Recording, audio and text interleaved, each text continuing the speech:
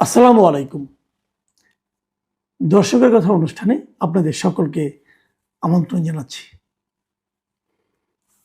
আজকে আমরা প্রথম যে কমেন্টটা পড়ব সেটা লিখেছেন সুহানা ভ্লগস ঢাকা। সামনে নির্বাচন, কিন্তু তারপরও বিএনপির নেতাকর্মীদের চাঁদাবাজি ও হুমকি ধামকি থামছে না। বিএনপির পাতি নেতাদের নিয়ন্ত্রণ করুন। এরা যাকে তাকে হুমকি ধামকি দিচ্ছে। 12 তারিখের পর ধর্মু বিএনপির পাতি নেতাদের অতি উৎসাহী সমর্থনের কারণে ভোট কাটা যাবে। এই যে মন্তব্যটা আমি পড়লাম, এই মন্তব্যটা প্রথমেই পড়লাম যে আমার মনে হয় এই মন্তব্যটা আগামী নির্বাচনে আসলে কি ধরনের ফল হতে যাচ্ছে, অথবা মানুষ ভোট দেওয়ার সময় তাদের চিন্তায় কি ধরনের ঘটনাগুলি থাকবে সেটা বোঝা যাচ্ছে। আমি আশা করি এই বিষয়টা বিএনপির নেতৃবৃন্দ সিরিয়াসলি খেয়াল করবেন, না হলে মাসুল কিন্তু আপনাদেরকেই গুনতে হবে। সাথী আক্তার লিখেছেন, শোনেন, জামাত কেমন সেটা কোনো নারীর সাথে অন্যায় না হওয়া পর্যন্ত সে নারী বুঝবে না। বাসিত লস্কর লিখেছেন, ভাই আমার বাবা অনলাইন বুঝে না, তাই বলে কি ভোট দেবে না? আমার চোখে 20 জনের মধ্যে একজন জামাত পাওয়া যাবে। আব্দুল মুক্তাদির লিখেছেন, আসসালামু আলাইকুম আঙ্কেল, আমি মনে করি যারা বাংলাদেশের জন্মের পক্ষে ছিল না তাদেরকে আমরা কিভাবে ক্ষমতায় আনব। এই যে কয়েকটা মন্তব্য পড়লাম, এই সবগুলি মন্তব্য হলো জামায়াত বিরোধী মন্তব্য। মানে আগামী নির্বাচনে জামায়াত বিএনপি কেমন করবে, অথবা মানুষ কাদেরকে ভোট দিবে, জামায়াতকে না বিএনপিকে নাকি অন্য কোনো দলকে, এই সমস্ত বিষয় কিন্তু আমার আজকের অনেকগুলি মন্তব্যের মধ্যে আপনারা পাবেন। তো যে 3টা মন্তব্য এখন একটু আগে পড়লাম সেগুলো সবগুলি কিন্তু জামায়াতের বিরুদ্ধে। কেন তারা জামায়াতকে ভোট দেবে?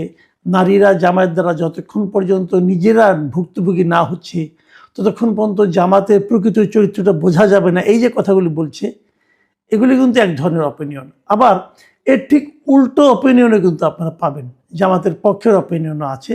সেরকম কয়েকটা পড়ি। বেলেইবার লিখেছেন, যারা আওয়ামী লীগ করে বা সমর্থক তাদের পরিবারের মহিলাদের ভোট জামাত পাবে। বিএনপি কর্মী খরগোশের মতো ঘুমাচ্ছে আর ভাবছে জিতে গেছে। জামায়াত কর্মী কচ্ছপের মতো গন্তব্যে পৌঁছাতে পরিশ্রম করে চলেছে। দেখুন, এটা কিন্তু খুবই সিগনিফিক্যান্ট। যারা পলিটিক্স করেন, যারা মানুষের কাছে ভোট চাইতে যান, তারা এই জিনিসটা মাথায় রাখবেন। ভোটের ব্যাপারটা এমনই, আপনি যদি ভোটারের কাছে না যান তাহলে ভোট পাবেন না।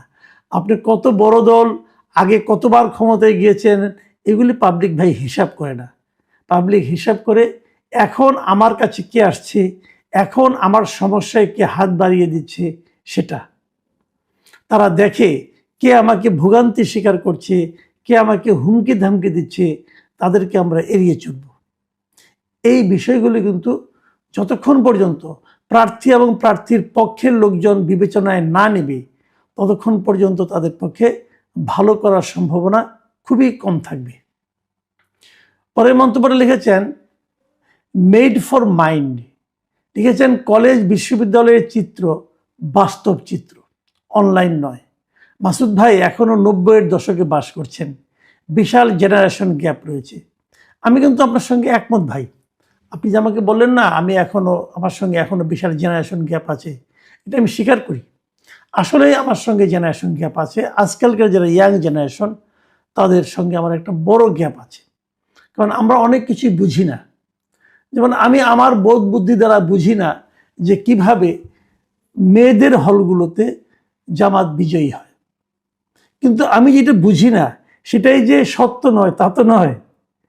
মেয়েদের হয়তো জামাতের শিবিরের লোক ছেলে মেয়েরা তো জিতেছে, তাহলে নিশ্চয়ই আমি যে শিবিরকে দেখেছি, আমি যখন ছাত্র ছিলাম তখন আমি যে শিবিরকে দেখেছি, আমি শিবিরের যে ক্যারেক্টার দেখেছি, নিশ্চয়ই শিবিরের ক্যারেক্টার অনেক চেঞ্জ হয়ে গেছে। নাহলে মেয়েরা তাদেরকে সমর্থন করবে কেন? আমি যখন স্টুডেন্ট ছিলাম তখনকার শিবিরদেরকে মেয়েরা সমর্থন করতো না, এখন করে। অথবা উল্টো দিকে ভাবলে হয়তো আমি তখন যে সমস্ত মেয়েদেরকে দেখেছি, এখনকার মেয়েদের চিন্তা ভাবনাও চেঞ্জ হয়ে গেছে, হতেই পারে। কারণ নতুন যে জেনারেশন, নতুন যে যুগ, এখনকার যে জেনারেশন গ্যাপ, বিশাল জেনারেশন গ্যাপের মধ্যে পড়ে গেছি। এটা আমি যদি না বুঝি তাহলে আমার উপর রাগ করেন না, আমি আমার মতো করে বলি, কিন্তু আমার এই যে না বোঝাটা এটাও আমি স্বীকার করি। আপনার মন্তব্যের জন্য আপনাকে অনেক ধন্যবাদ জানাচ্ছি। মোহাম্মদ রৌফ লিখেছেন, জামাত শিবির সোশ্যাল মিডিয়ায় শক্তিশালী হওয়ার কারণ হচ্ছে বর্তমান সরকার সম্পূর্ণভাবে জামাতের নিয়ন্ত্রণে। জামাতের বিরুদ্ধে কোনো কমেন্ট করলে বা কোনো বিরুদ্ধে কোনো নিউজ প্রচার করলে যেটা জামাতের বিরুদ্ধে যায় এগুলো ডিলিট করে দেওয়া হয় পরবর্তীতে। কিন্তু অপরদিকে বিএনপির বিরুদ্ধে যত রকম অপপ্রচার, মিথ্যাচার আছে তারা করে যাচ্ছে, কোনো কিছু ডিলিট হয় না। সরকার সম্পূর্ণভাবে জামাতকে সার্ভিস দিয়ে যাচ্ছে 5 আগস্টের পর থেকে। এটা আমার মনে হয় যে একটু অতি সরলীকৃত হলো। তবে জামাতের প্রতি সরকারের এক ধরনের দুর্বলতা আছে, এটা হয়তো ঠিক, কিন্তু আপনি যেভাবে বলেন এত বেশিটা আছে কি আমি ঠিক বলতে পারবো না। এরপরে মন্তব্য লিখেছেন কামারুল, তিনি বলেছেন, যিনি বলেছেন আমি জামাত করি না তবু জামাতকে ভোট দেব, উনি হলো আসল জামাত। এটাই হলো জামাতের চক্রান্ত। তারা অনেকেই কমেন্ট করে সাধারণ মানুষ সেজে, যাতে মানুষ মনে করে সাধারণ মানুষ জামাতকে ভালোবাসে। দেখেন, এই মন্তব্যটা আমি পড়লাম এই কারণে যে আসলে এই ধরনের ঘটনা কিন্তু ঘটছে। অনেকগুলো আমি কমেন্ট পাচ্ছি, অনেক ধরনের রিপোর্ট পাচ্ছি। অনেকে বলছে বিভিন্ন রিক্সাওয়ালা, রিক্সা যারা চালক আছেন, তারপরে আপনি সিএনজি চালক আছেন, তাদের মধ্যে নাকি এক ধরনের জামাতের ইনভেস্টমেন্ট কাজ করছে, যে তারা ওখানে বসে সাধারণ মানুষের মতো করে জামাতের পক্ষে এক ধরনের প্রচারণা চালাবে। এখন এরকম অন্য অন্য জায়গায় যদি হয় তাহলে আমি অবাক হব না, যে এরকম হতেই পারে। তবে এই সব কিছুকে আমি নির্বাচনী কৌশল হিসাবেই বিবেচনা করব। আব্দুল্লাহ মামুন লিখেছেন, 5টা বিশ্ববিদ্যালয়ের নির্বাচনের ফলাফল তো অনলাইনে হয় নাই, আর ভোটের পার্থক্য দেখেন। ছাত্রদল নিজ কর্মীদের সবার ভোট পেয়েছে কিনা সন্দেহ। জগন্নাথে তো শোনা যায় রাকিব ছাত্রদল প্যানেলে থাকার কারণে হেরেছে, স্বতন্ত্র হলে জিতত। অনেক জনপ্রিয় নাকি ক্যাম্পাসে। আর বিএনপি বা ছাত্রদল মানুষের মন জয় করার মতো কিছু করেছে কি লাস্ট 10-15 বছরে, যা দেখে তরুণ প্রজন্ম তাদেরকে পছন্দ করবে? দেখেন, খুব ভ্যালিড একটা কোশ্চেন কিন্তু মিস্টার আব্দুল্লাহ মামুন করেছেন, যে আপনি সেটাই পাবেন আপনি যা করবেন। উনি প্রশ্ন করেছেন যে গত 10-15 বছরে বিএনপি অথবা ছাত্রদল তারা কি মানুষের মন জয় করার মতো তেমন কিছু করেছে? এখন বিএনপি তো বলবে যে আমরা তো দৌড়ের উপর ছিলাম, আমরা কখন করব। হয়তো ছাত্রদল একই কথা বলবে, কিন্তু প্রশ্ন হলো দৌড়ের উপর তো জামাতও ছিল। হ্যাঁ, এটাও ঠিক, জামাত এবং বিএনপির রাজনীতির ধরনটা একরকম না। জামাত গোপনে করেছে, তো বিএনপি করে নাই। এখন যে কৌশলটা কার্যকর হবে সেটাই তো থাকবে, সেটাই তো টিকবে, তাই না? ওয়াসিম আকরাম লিখেছেন, মুক্তিযুদ্ধ পরবর্তী প্রতিটি সংবাদপত্র অনলাইনে আপলোড করা দরকার। সাবস্ক্রাইব করার মাধ্যমে সাধারণ মানুষ যেন সেগুলো পড়তে পারে। আমরা দেশের অতীত জানি না, আপনি প্লিজ এই বিষয় নিয়ে কথা বলুন। মিস্টার ওয়াসিম আকরাম, আপনি খুবই চমৎকার একটা কথা বলেছেন। এখন হয় কি, মুক্তিযুদ্ধের ইতিহাস বারবার পরিবর্তন হচ্ছে, এক একজন এক এক কথা, এক এক কাহিনী বলছে।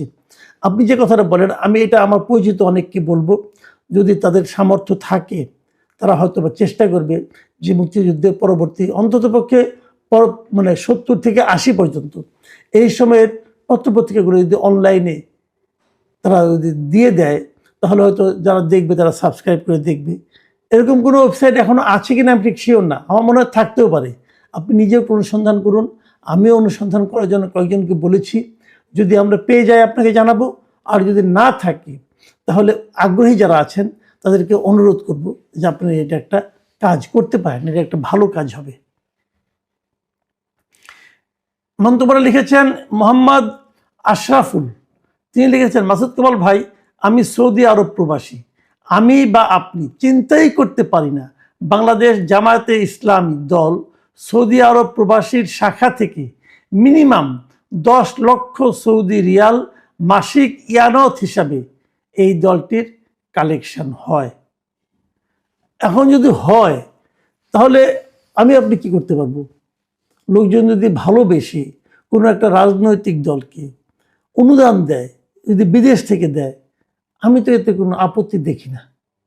কারণ এটা তো প্রবাসী, তারা তাদের কষ্টার্জিত আয় থেকে দিচ্ছে, দিতেই পারে। অন্য দলকে দেয় না কেন? অন্য দলের নাম তো ব্যবহৃত হয়। বিভিন্ন দেশে, আমেরিকা, ইংল্যান্ডে কিন্তু আওয়ামী লীগের, বিএনপি, জামাত, জাতীয় পার্টির শাখা দল আছে। যদিও এরকম শাখা দল থাকাটা আমাদের আরপিওতে নিষিদ্ধ, কিন্তু তারপর তারা রেখেছে। এবং আমাদের এই সমস্ত দলের যারা শীর্ষ নেতৃবৃন্দ, তারাও কিন্তু এই ধরনের শাখা থাকাটাকে এনকারেজ করে। তো তারা তাদেরকে অনুদান দেয় না কেন? এখন তারা দেয় না, জামাত ইসলাম দেয়, এটা নিয়ে তো কোনো ঝামেলা করার কিছু নাই। তারা দেয়, দিবে। আপনি যদি আপনার প্রিয় দলকে দেন, কেউ তো না করবে না। মিজান লিখেছে, ইসলামী শাসন তো তুর্কিতে আছে, সবাই শুধু আফগানিস্তান আর ইরানের কথা কেন বলে? হ্যাঁ, এটা কিন্তু খুব সুন্দর কথা বলেছেন। ইরানে এবং আফগানিস্তানে ইসলামী শাসন থাকার ফলে কি অবস্থা হয়, এই উদাহরণটা আমরা প্রায়ই শুনি, কিন্তু তুর্কির উদাহরণ শুনি না। তবে তুর্কিতে যে একদমই পুরো ইসলামী শাসন, তাও কিন্তু বলা যাবে না। তারপরেও এখানে আংশিক ইসলামী শাসন আছে। হয় কি, যার যেটা সুবিধা সে সেটা বলে। যারা ইসলামী শাসনের সমালোচনা করতে যায়, তারা খারাপ উদাহরণগুলি দেয়। যারা প্রশংসা করতে যায়, তারা ভালো উদাহরণ দিবে। যেমন আপনি ভালো উদাহরণটা দিলেন। কাজেই এরকম ভাই চলতেই থাকবে, এটাই দুনিয়ার নিয়ম, যার যার সুবিধা অনুযায়ী কথা বলা। ফ্রি বাংলাদেশ লিখেছেন, যারা মাসুদ কামাল ভাইকে আমার পক্ষ থেকে অসংখ্য ধন্যবাদ। আপনি সবসময় সত্য কথা বলেন, কারণ বাস্তবে কিন্তু জামাতের কোনো ভোট নেই। জামাতে ইসলামের লোকজন অনলাইনে তাদেরকে সক্রিয় থাকে, তারা বিএনপির বিরুদ্ধে যত রকম অপপ্রচারে লিপ্ত। ইনশাল্লাহ এই অপপ্রচারের জবাব আগামী 12 তারিখের নির্বাচনের মাধ্যমে জনগণ দিয়ে দিবে। তারপরে জামাতের রাজনীতি চিরতরে কবর রচিত হবে ইনশাল্লাহ। বিএনপির বিজয় সুনিশ্চিত। দেশনেত্রী বেগম খালেদা জিয়াকে যারা ভালোবাসে, তারা অবশ্যই ধানের শীষে ভোট দিবে। আর যারা বাংলাদেশের স্বাধীনতা, সার্বভৌমত্ব বিশ্বাস করে না, তারা এই বিশ্বাসঘাতক জামাত ইসলামকে ভোট দিবে। বোঝাই যাচ্ছে এটা বিএনপির কোনো একজন কট্টর সমর্থক অথবা কর্মী লিখেছেন।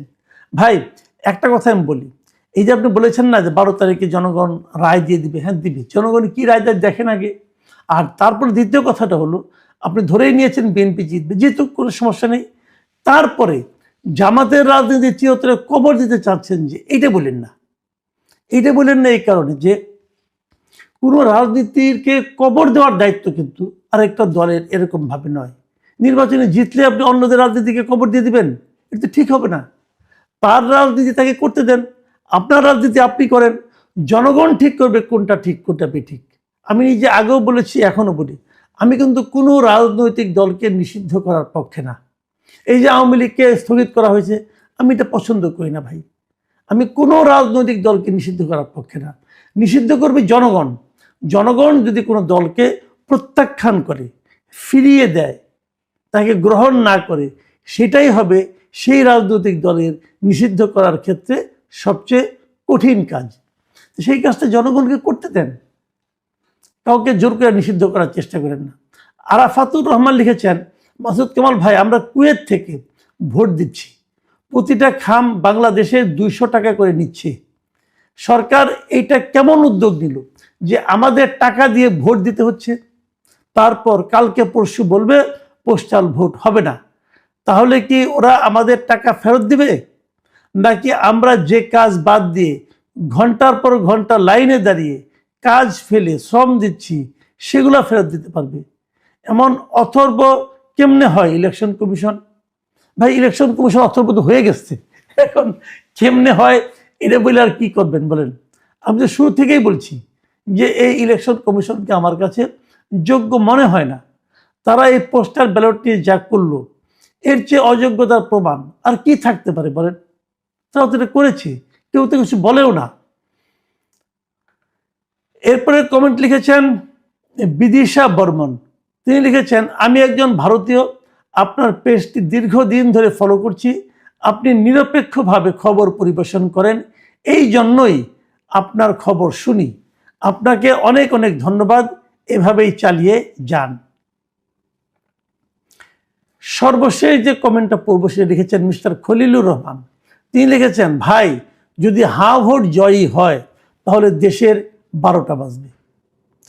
এই কমেন্টটা যে শেষ করছি, কিন্তু ওনাকে একটা কথা বলি, আবার অনেকে কিন্তু এ কথাও বলছে যদি না ভোট জয়ী হয় তাহলে দেশের 12টা বাজবে। আসলে যে দেশের কিভাবে কেন 12টা বাজবে বলা বড় কঠিন। আবার অনেকে বলবে হা ভোট না ভোট, এই ভোটের আয়োজন করেই নাকি দেশের 12টা বাজিয়ে দেওয়া হয়েছে। জানি না ভাই কখন 12টা বাজে আর কখন কয়টা বাজে। আপনারা ভালো থাকবেন, আপনারা আরও মন্তব্য লিখবেন, আমরা সেগুলি পড়ার চেষ্টা করব। একটা কথা বলে শেষ করি, মন্তব্য বেশি বড় করবেন না, বেশি বড় করলে পড়া যায় না, অনেক বড় হয়ে যায় তো। আর মন্তব্য যেগুলি লিখবেন আপনার টু দ্য পয়েন্টে, কোনো একটা বিষয় নিয়ে সরাসরি একটা বিশ্লেষণ করবেন। আমার সমালোচনা করুন, আমার কোনো আপত্তি নাই, কিন্তু গালাগালি করবেন না। গালাগালি করলে সমস্যা যেটা হয়, ওই গালাগালিগুলি আমি তো পড়তে পারি না, আমাকে তো পড়লে এটা ইউটিউব আটকাই দিবে। আপনি অশ্লীলতা করলেন, দেখেন অশ্লীলতার কত সমস্যা, অশ্লীল বিষয়গুলো ইউটিউবে কিন্তু প্রচার করে না। তাহলে কেউ প্রচারও করলো না, কেউ শুনলোও না, আপনি গালি দিলেন, তাহলে আপনার লাভ কি হলো? আপনার মুখটা খারাপ হলো। কাজেই আমার অনুরোধ, গালাগালি ছাড়া সমালোচনা করুন। এবং আপনারা লক্ষ্য করবেন আমি কিন্তু আমার সমালোচনাগুলি প্রচুর পড়ি, কারণ আমি সেই সমালোচনাগুলি থেকেও শিক্ষা নিতে চাই। প্রিয় দর্শক, এখন এ পর্যন্তই। আল্লাহ হাফেজ।